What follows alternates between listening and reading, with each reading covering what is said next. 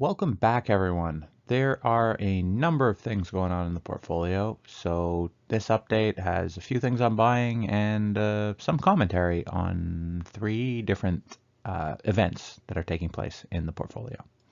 As always, not investment advice, and the rules of this, or the outline of this, has been thrown into a bit of a blender recently, but yeah, not investment advice, just me deploying some money. So first things first, out with the old. I recycled or sold some First National. I didn't have much in the account, 50 shares, but with the acquisition that was announced and the share price trading there, I figure either it's a no-go on the acquisition and it probably falls by a lot, or there might be a higher bid, but either way, it's not a very big part of the portfolio. Not necessarily thrilled about the acquisition. I really liked the company and was planning to build it over time. But I had some other things that I wanted to, and it wasn't really going to be going anywhere. So I decided to move on from those shares. So that was a few weeks ago. And when it happened, and at the time, I thought, hey, you know what? I should probably keep the same income roughly. I don't want to take a step backwards. So I recycled that into two different names that I'll talk about in a second. But since then, some other stuff has happened with the portfolio, and it has kind of got me questioning the validity or the ability to really track things on as much of a short-term basis as what I had planned. But I'll get to that later. So one of the things I recycled the capital into is Propel. And the share count on this one has jumped by a little bit, considering this portfolio. I think it was at 75 or something before. It's now up to 200. The business investment, like the quid market growth, has accelerated and is beyond what was originally planned, and it's now looking like 50 or 60+% this year, and perhaps another 100% next year, which, if you look at the multiple that they would have paid for the quid market acquisition, could be something like 2.5 times 2026 or end of 2026 earnings, which is pretty low. Also, the lending as a service growth, grew 60% quarter over quarter, and that's, they're targeting another 50+% by the end of the year and 100% next year. These are small parts of the business, but accelerating growth numbers, which is good, and these are places where the margin is higher, especially well, maybe not margin, but return on equity for the lending as a service should be, push the whole company even higher as that business scales. So, kind of as I was slightly concerned about or slightly thinking about before, the market didn't really like the seasonality of the Q2 earnings, which, it's often the Q1 is the best, both from credit perspective and an earnings perspective. And then there's often a step back in Q2, which happened as expected. But still, when I look at the core numbers, the revenue, the combined loans and advances balances, they look good. And so the more of the growth happens in the second half, which again, is coming up. So I kind of wanted to add more to this position, and I have some in other accounts as well, but I really wanted to increase this, and I feel like I don't own enough, and feel like I didn't own enough. And I find it interesting because we look at Propel like it's a financial, like it's a bank or a lender or whatever. But when you look at the revenues and the earnings and the EBITDA or whatever, it looks more like a growth stock. And if you're looking, what type of multiples would you look at if it was indeed a growth stock? It would be something like EV to EBITDA. Might not be applicable for this, but with the growth rate of the revenues, 33% year over year. I mean, quarter over quarter, you can kind of see how the back half of the year is where the revenues grow, and then kind of credit comes in, and then Q1, oh my God, everything's great again because tax season and Q1, and then it kind of trails off into the middle of the year. But overall, the EBITDA and the earnings are increasing, and the loans are increasing, and they're increasing by a lot. And so when I look at the implied multiple, whether that's earnings or EBITDA, it doesn't feel like it's particularly stretched to me. And I mean, look, this is a smaller company in Canada, so it's probably never going to get the NASDAQ type of valuations for some type of growth company in some, where the story's good and all that stuff. But in the end, with those companies and with this company, the share price will track earnings. And so if earnings continue to grow, the share price will most likely continue to grow within some wide range of what it could be valued at. But, in the end, companies track earnings growth. And the starting point, I guess, is what the multiple's at today. And I don't think that's particularly high. I don't necessarily think it's going to go much higher, but it still feels better, I guess. It feels like you're taking less risk of the multiple falling if you're starting with a low multiple. And I think what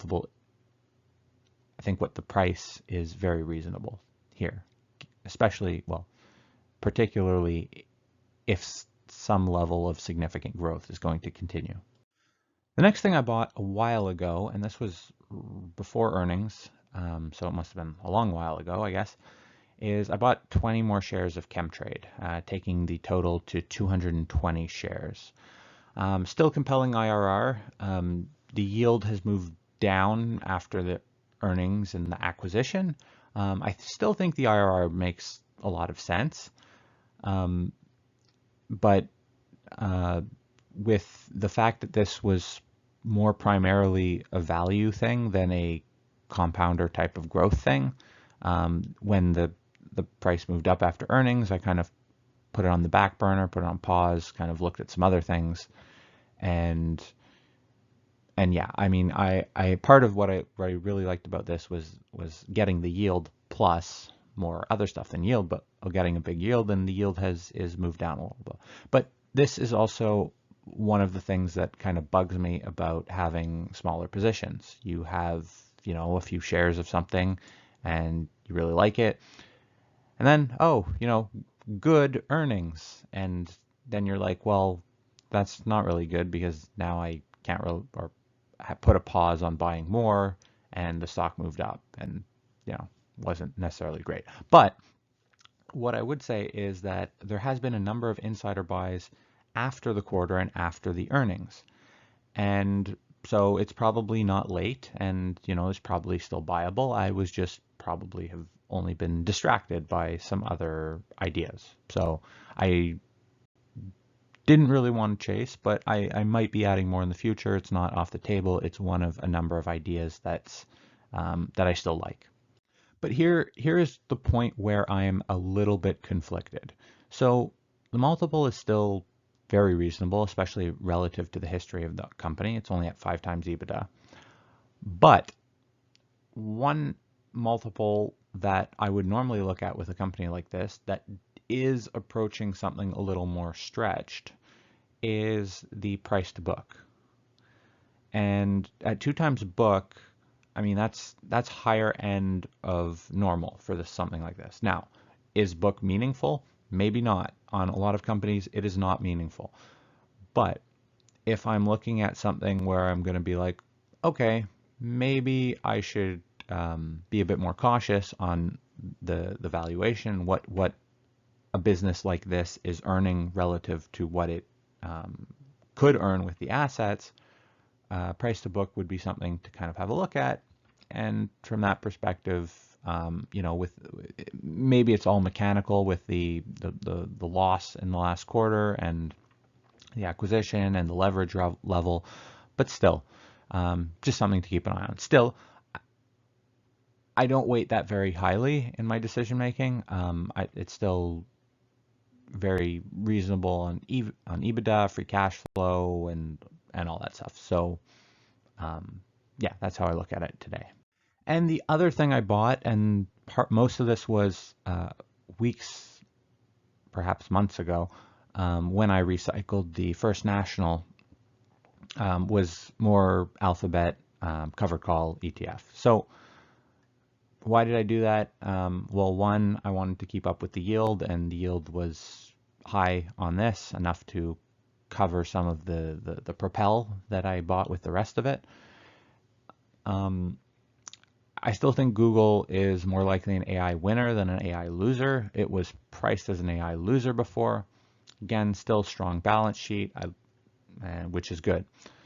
I'm on the more questionable side. I still have similar thoughts about the ETF. Leverage is positive. Not sure how to measure the IRR. I'm kind of surprised that given how Google has performed recently, that it hasn't increased the distribution, even if that's only return of capital.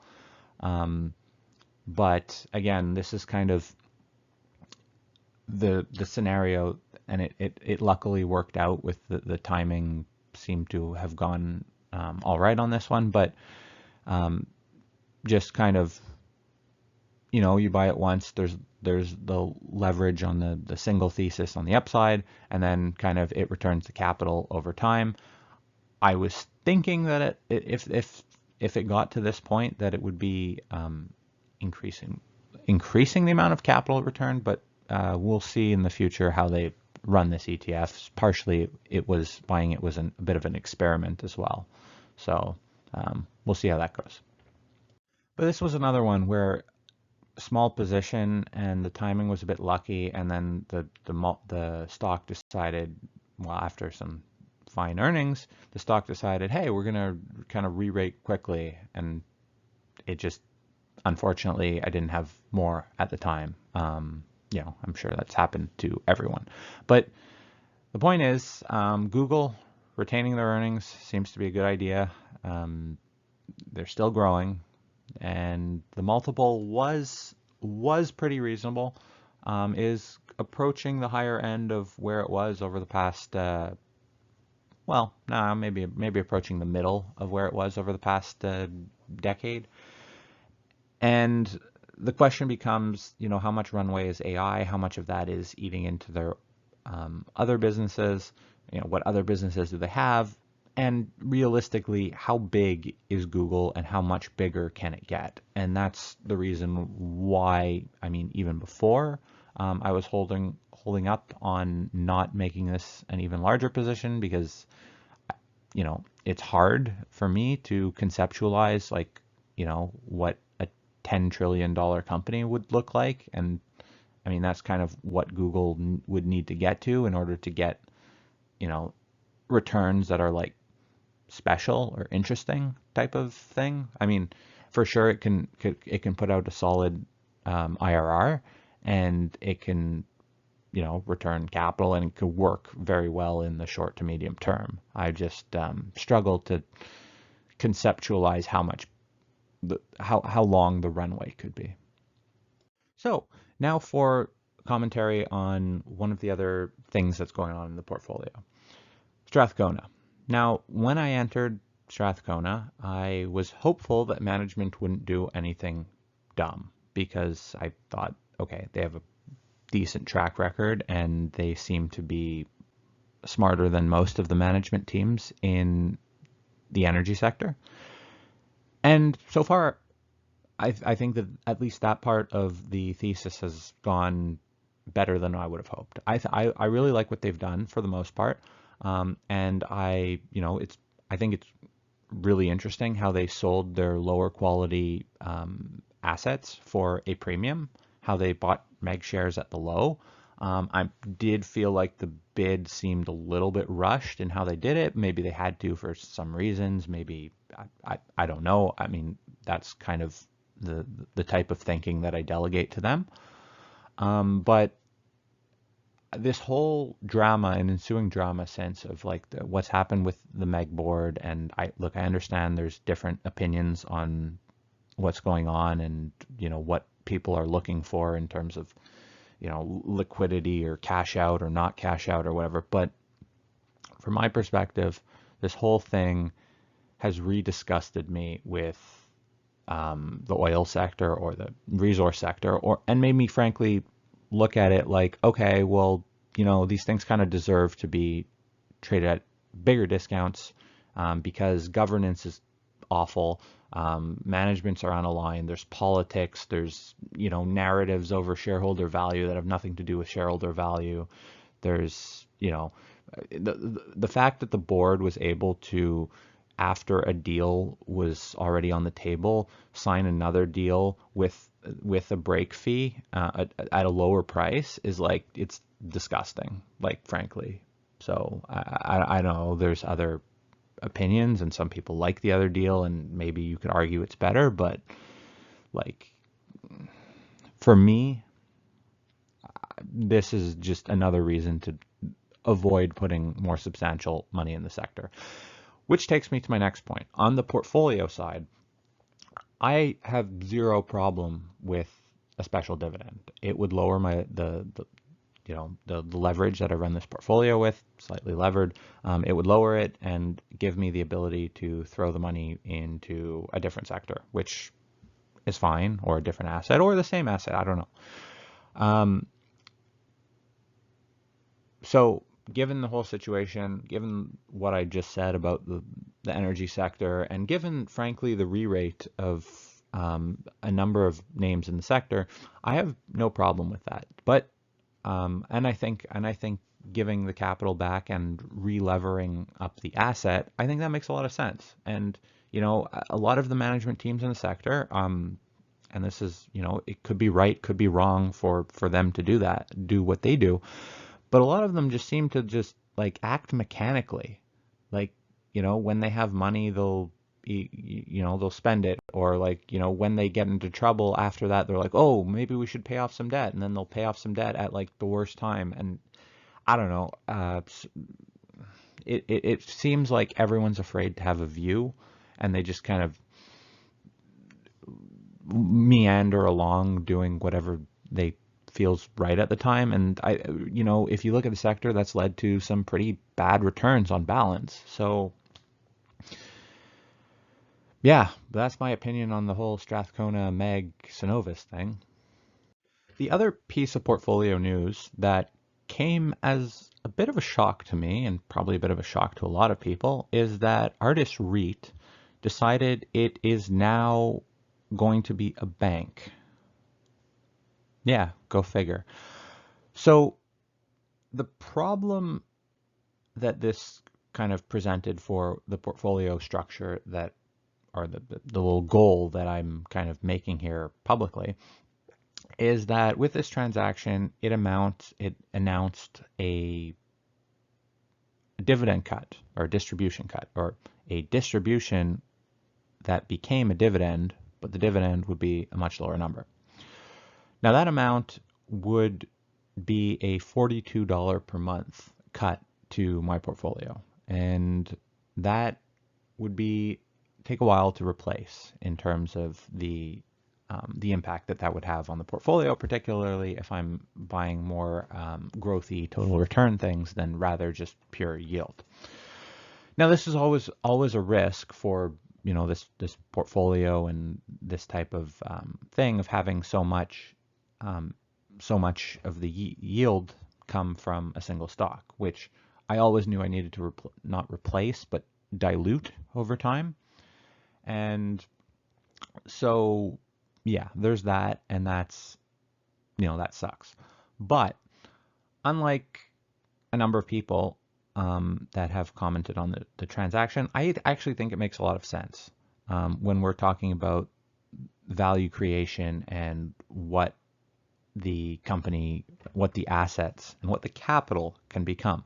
Because although it's odd, the big problem with a lot of value investing, or value stocks, if you will, is that when you look at the capital they have, let's say you're buying something at a big discount to book. Well, it's because the book sucks, right? I mean, often, may not be in this case, but the book is not producing the type of returns that you would hope it would, and so the market is giving it a big discount. Now, what does that mean? It also means that if the book suddenly was good, there's a lot of re-rate potential. So, like, let's say you were to take a basket of poorly performing assets and snap your fingers and say, okay, well, these are assets that are worth more than their cost of capital now. Well, that's the type of thing that would generate a re-rate in a stock. And so if you're taking a bunch of real estate that seems to, I mean, now be out of favor, maybe it won't always be, but even if it gets back in favor, really realistically, I look at the REIT and like, when was the last time that it traded at or above book value? And it was, I think it was 2014, something like that. So it's been a long time since the REIT traded at, you know, $1 for $1. And here, if this works, you all of a sudden can flip some real estate, one building by one building or bunch by bunch, if you can get the private market values. Again, that's still an if part of the thesis, but if they can, all of a sudden they have this capital that they can recycle into, they kind of were vague, but 13 to 15% return on equity type of investments at RFA Financial. And so let's say they could do that. All of a sudden you look at book times something, not book discounted by something. And so if you look, if I take kind of the estimate of where I just made a quick Excel of what the book value would be, assuming a merger at book of RFA, and basically they lose 10% of their book. They lose 10% of the book value in the merger, which sucks. But again, when was the last time it traded at less than a 10% discount to book? And it's a long time. So if you then say, okay, this book is going to generate 13%. So I picked the bottom end, like lowest teen that you could come up with, 13% return on equity as they pivoted over time. You get to $1.54 of earnings. $1.54 per share of earnings, which would have a bank that earns a fine return on equity trading at something like 5 times earnings, less than 5 times earnings actually now. So that is the type of way where you can say, okay, can I see a future where this thing trades at book or a premium to book? And that is a potential way. Now, there's criticism of the deal, and there's valid criticism of the situation because it is a company that's linked to an insider that they're merging with. That being said, it was agreed to by the company that is heavily owned by insiders, and I think the deal makes sense. It's also arguable that management did kind of back themselves into a corner. They sold assets, they cut their own liquidity, and this was possibly their only way out, short of some waiting for the market to re-rate. So, in that respect, it didn't go as initially planned, but and they're merging at a poor point in the cycle, realistically. But I still think it makes sense, and it was always the plan to recycle the capital into something that makes sense, whether that's them selling the building and returning the capital to us, the shareholders, or whether that's them kind of doing it themselves. That was always the plan. And, this is just a bigger and a way of doing it that doesn't rely on share trading liquidity and, the ability to do it one by one and return capital and pay taxes and dilute the scale to a point where it doesn't make sense. Now for a quick account summary. So the NAV is at roughly 118,000. Now, when I recycled the First National, I decided to reset the leverage at 25%, which is the top of my target range. What I did not, what I've been thinking about since, however, has been the special dividend, which will either take the leverage ratio to 23 point something or 21 point something. And I've been considering fronting that. If I feel like if I knew exactly what it would be, I'd have a place to put the capital up front and just, get the dividend when I get the dividend. But the other thing is I took risk off in a different account. So the even though it's at the higher end of the range, it isn't necessarily, multi-account wise, it's different from before. So yeah, I'm happy running this at 25% for the time being while I have things to buy at least. And so yeah, that's where the leverage is sort of for now until the special dividends come in. Might run that in advance if I got some clarity. And the monthly income is $436 a month. Now that is pre the artist's cut, and so that would take it below $400 a month, which is a bit deflating because I've been buying stocks for a while now and trying to increase this gradually, and then to have it kind of drop below where I started. So I haven't decided what I'm going to do on that. I could, because I really also wanted to add more growth to the account, so I don't want to necessarily just shovel more capital into higher yield things, but that is what I kind of frame this account on. So we'll see which direction I go. Well, I'll see over time, and so I'm thinking about it. And here is the summary of what the portfolio looks like as of today and the expected income that comes from each position. Again, need to add more positions, need to add more growth, but I'm very, very bad at kind of just buying a little bit of a lot of things. I kind of get overly focused on a few things and go over the top on them sometimes. But anyway, this is what my portfolio looks like today. Well, that's it for today. You've made it to the end of this fairly long one, and so thanks for watching.